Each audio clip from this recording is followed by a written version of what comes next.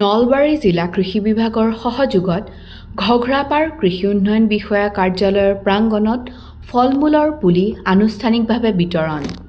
Dragon ফল, জালুক, মধুৰিআম, ৰজনীগন্ধা, জাৰবেৰা ইত্যাদি ফল-মূলৰ পুলি বিতৰণ।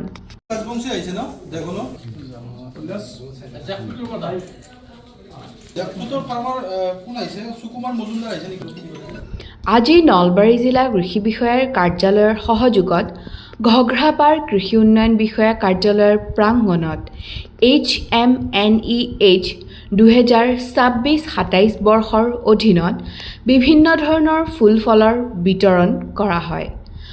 ঘগ্ৰাপাৰা কৃষি উন্নয়ন চক্ৰৰ অন্তৰ্গত প্ৰায় ৩৫ গৰাকী যোগ্য হিতাধিকাৰী কৃষকৰ মাজত উত্তৰ পূৰ্বাঞ্চল আৰু হিমালয়ৰ ৰাজ্যসমূহৰ বাবে উদ্যান শস্য অভিযান আঁচনিৰ অধীনত ড্ৰেগন ফল, জালুক, মধুৰিআম, ৰজনীগন্ধা, জাৰবেৰা ইত্যাদি ফল-ফুলৰ পুলি বিতৰণ কৰা হয়।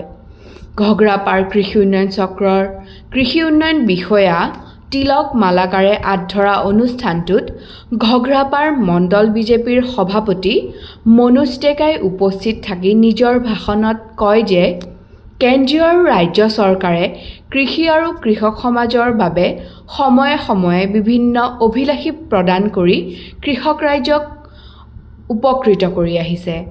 অনুষ্ঠানত নলবাৰী জিলা কৃষি বিষয়া দিবাকৰ ডেকাই ভাষণ প্ৰসংগত কয় যে কৃষি বিভাগৰ দ্বাৰা ৰূপায়িত বিভিন্ন অভিলাষী আঁচনিৰ সুবিধাৰ বিষয়ে কোনো মধ্যভোগীৰ আশ্ৰয় নোলোৱাকৈ পোনে পোনে কৃষি বিভাগৰ কাৰ্যালয়ত আহি যোগাযোগ কৰিবলৈ আহ্বান জনায়। তেওঁ লগতে কয় যে আজিৰ বিতৰণ কৰা বিভিন্ন ফল-মূলৰ গছপুলিসমূহ যাতে কৃষকসকলে ঠিকভাৱে ৰোপণ কৰি ডাঙৰ দীঘল কৰে তাৰে কামনা কৰে। উক্ত অনুষ্ঠানত উপস্থিত থাকে মহকুমা কৃষি বিষয়া ঘনশ্যাম দাস, কৃষি পৰিদৰ্শক প্ৰণৱ তালুকদাৰ, বিজেপি নলবাৰী জিলা কৃষক মৰ্চাৰ সভাপতি ভ্ৰমৰ মজুমদাৰ, ঘগ্ৰাপাৰ মণ্ডল বিজেপিৰ সভাপতি মনোজ ডেকা, ঘগ্ৰাপাৰ মণ্ডল কৃষক মৰ্চাৰ সভাপতি প্ৰতুল চৌধুৰী, কৃষি বিভাগৰ বিষয়া কৰ্মচাৰীসকলৰ লগতে প্ৰায় শতাধিক কৃষক ৰাইজ।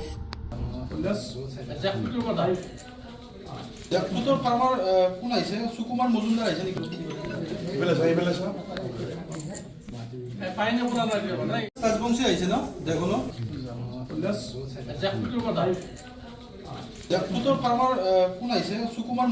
নেকি?